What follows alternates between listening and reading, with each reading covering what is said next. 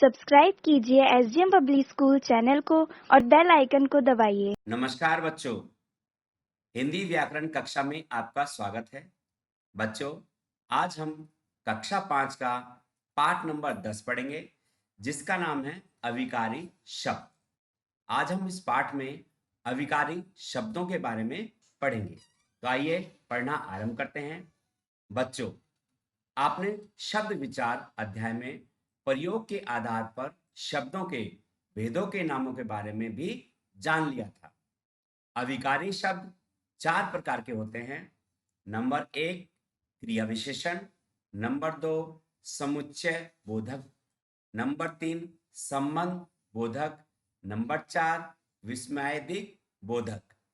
ठीक है, विस्मयादि बोधक यानी ये 4 प्रकार के आपके क्या होते हैं, अविकारी शब्द। आज आप सिर्फ क्रिया विशेषण के बारे में जानेंगे। क्रिया मीन्स जो काम होता है, विशेषण मीन्स विशेषता। ठीक है, इसलिए इसका नाम दिया गया क्रिया विशेषण। पढ़िए और समझिए।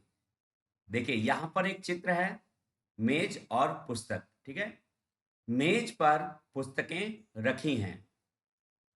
मैं कल नानी के घर गया था। यानी यहां पर पहले वाक्य में पर और दूसरे वाक्य में कल लाल रंग से लिखा हुआ है। आगे चलते हैं। पानी धीरे धीरे बरस रहा है। मनीष चटपटी चीजें बहुत खाता है। अब यहां पर बहुत और धीरे धीरे है। इन वाक्यों में पर, कल, धीरे धीरे तथा बहुत शब्द क्रिया की विशेषता बतला रहे हैं। यानी जो लाल कलर के शब्द हैं वो क्रिया की विशेषता बतला रहे हैं। क्रिया माने जैसे यहां पर है बरस रहा है, तो ये आपकी है क्रिया, और उस क्रिया की विशेषता धीरे धीरे। खाता है, खाता है से पहले शब्द क्या है, बहुत। यानी जो आपकी क्रिया है खाता है, उसकी विशेषता क्या है, बहुत। ठीक है। पर शब्द से पुस्तकें रखने का स्थान, कल शब्द नानी जी के घर जाने का समय, धीरे धीरे शब्द पानी बरसने का ढंग तथा बहुत शब्द खाने की मात्रा के बारे में बतला रहे हैं। क्रिया की विशेषता बताने वाले ऐसे शब्दों को क्रिया विशेषण कहते हैं। समझ में आया? क्रिया विशेषण कहते हैं, किसे कहते हैं? जो शब्द क्रिया की विशेषता को बताते हैं उन्हें हम क्रिया विशेषण कहते हैं।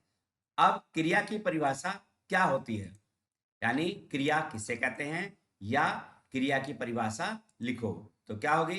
जिन शब्दों से क्रिया की विशेषताओं का पता चलता है उन्हें क्रिया विशेषण कहते हैं। समझ में आया? जिन शब्दों से क्रिया की विशेषता का पता लगता है, यानी जो क्रिया शब्द होते हैं उसकी विशेषता के बारे में जो शब्द बताते हैं उन्हें हम क्रिया विशेषण कहते हैं। ठीक है, चलिए आगे चलते हैं। क्रिया विशेषण के भेद। अब बच्चों, जो क्रिया विशेषण है उसके 4 भेद होते हैं, यानी वो 4 प्रकार के होते हैं।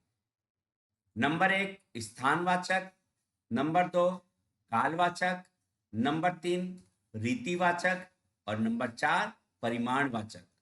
ठीक है, तो क्रिया विशेषण के कितने भेद हुए? 4।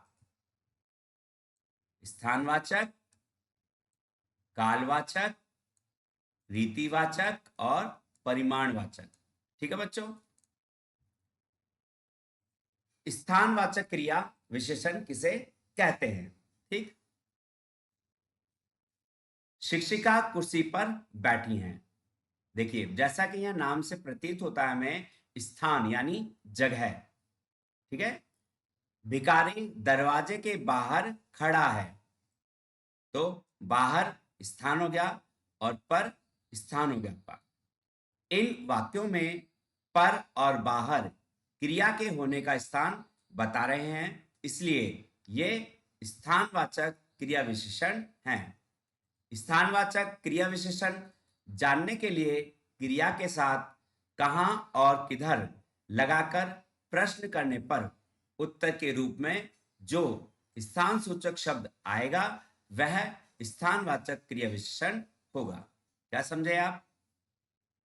यानी स्थानवाचक क्रिया विशेषण जानने के लिए क्रिया के साथ, यानी जो शब्द क्रिया के साथ आते हैं, जैसे कहां और किधर, लगाकर प्रश्न करने पर उत्तर के रूप में जो स्थान सूचक शब्द आएगा वह स्थानवाचक क्रिया विशेषण होगा। ओके, अब स्थानवाचक क्रिया विशेषण की परिभाषा क्या है, या स्थानवाचक क्रिया विशेषण किसे कहते हैं? जिन शब्दों से क्रिया के होने के स्थान की सूचना मिले उन्हें स्थानवाचक क्रिया विशेषण कहते हैं। ठीक है, ये आपकी परिभाषा है। उदाहरण, यहां, वहां, इधर, उधर, बाहर, भीतर, पास, दूर, आगे, पीछे, दाएं, बाएं, ऊपर, नीचे, आदि। आदि का मतलब इन शब्दों के अलावा भी बहुत सारे शब्द हैं। ठीक है। नंबर 2 आता है कालवाचक क्रिया विशेषण। काल का मतलब समय, काल मतलब समय। ठीक है, मैं प्रतिदिन विद्यालय जाती हूं, मेरा जन्मदिन कल आएगा। देखिए यहां पे जो प्रतिदिन है वो क्या है? आपका समय, और जो कल है वो भी आपका समय, यानी कल।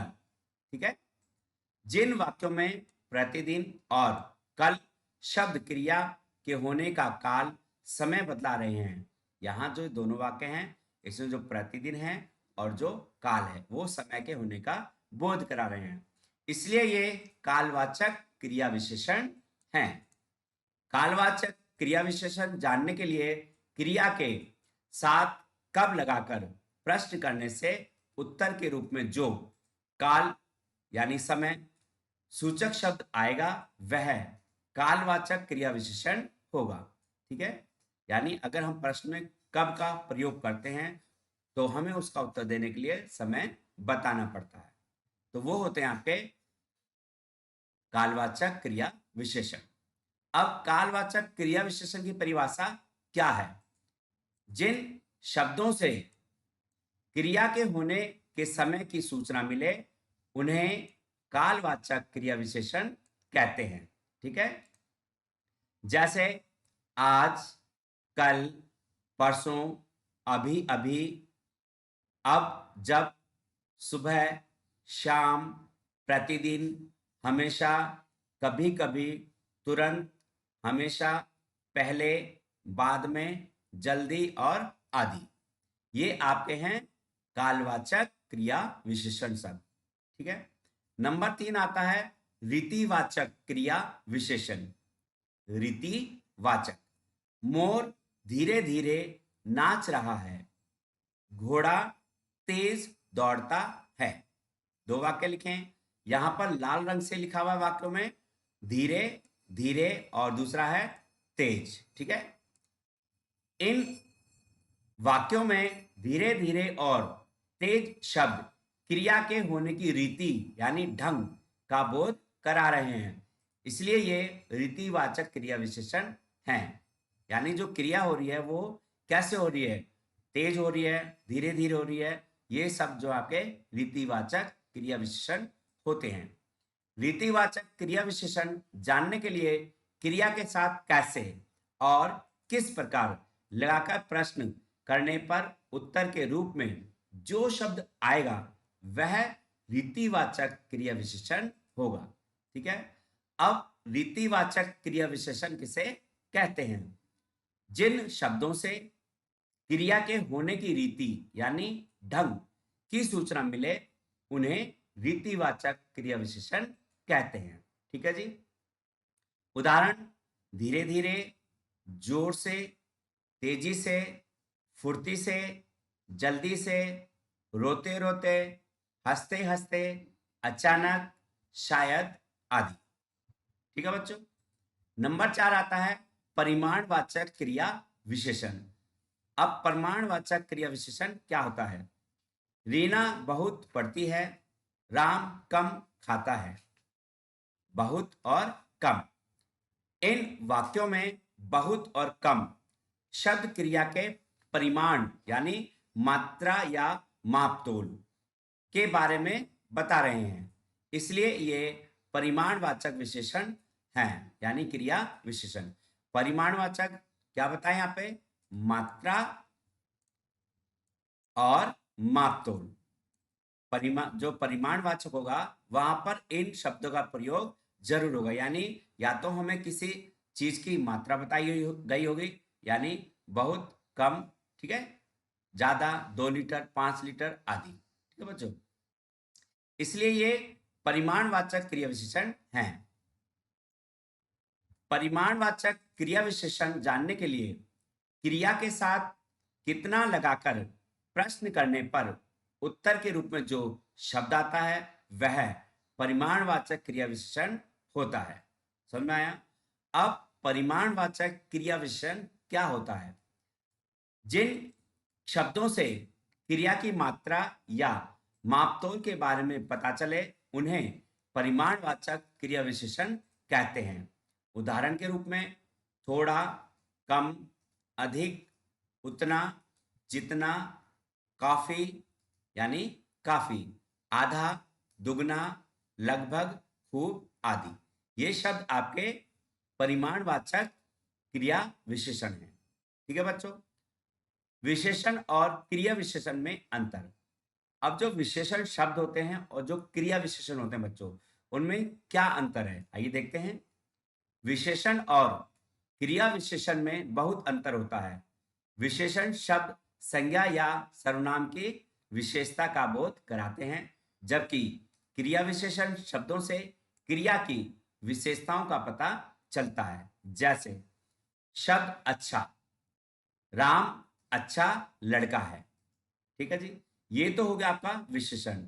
अब इसी को अगर हम क्रिया विशेषण में बदलते हैं तो राम अच्छा गाता है, क्रिया क्या थी? गाता, तो उसकी विशेषता क्या गाई? अच्छा, ठीक है। अधिक, पार्टी में अधिक लोग आए थे, वह अधिक बोलता है, ये इसकी विशेषण यानी क्रिया विशेषण शब्द हैं। थोड़ा, वह थोड़ा भोजन है, यानी यह है थोड़ा भोजन है, वह थोड़ा खाती है, ठीक है। यहां मतलब विशेषण का मतलब होता है जो शब्द संज्ञा और सर्वनाम की विशेषता बताते हैं, और क्रिया विशेषण जो शब्द क्रिया की विशेषता बताते हैं उन्हें क्रिया विशेषण कहते हैं। ठीक है, आओ दोहराएं। तो बच्चों अभी इस पाठ में आपने क्या पढ़ा एक बार देखते हैं। क्रिया की विशेषता बताने वाले शब्दों को क्रिया विशेषण कहते हैं। क्रिया विशेषण के 4 भेद होते हैं: स्थानवाचक, कालवाचक और रीतिवाचक, और चौथा परिमाणवाचक। स्थानवाचक क्रिया विशेषण से क्रिया के होने के स्थान का बोध होता है। कालवाचक क्रिया विशेषण से क्रिया के होने के समय का बोध होता है। रीतिवाचक क्रिया विशेषण से क्रिया के होने की रीति ढंग का बोध होता है। परिमाणवाचक क्रिया विशेषण से क्रिया के मापतोल का बोध होता है। विशेषण संज्ञा या सर्वनाम की विशेषता बताते हैं, जबकि क्रिया विशेषण क्रिया की विशेषता बताते हैं। तो बच्चों ये था आपका क्रिया विशेषण। ठीक है, समझ में आया? तो आप इस पूरे पाठ को पढ़ेंगे और याद करेंगे।